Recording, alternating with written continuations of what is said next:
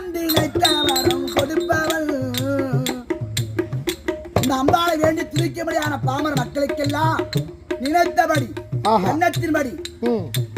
இவள் நேரில் வந்து நினைத்த வரம் கொடுப்பவள்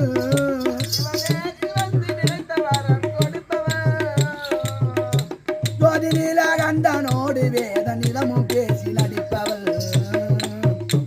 இவள் ஆராதனை மக்கள் அன்பு ஏற்பவள்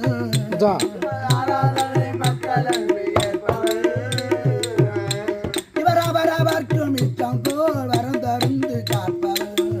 அடுபுற நாடுதம்மா செடி மரம் ஆடுறம்மா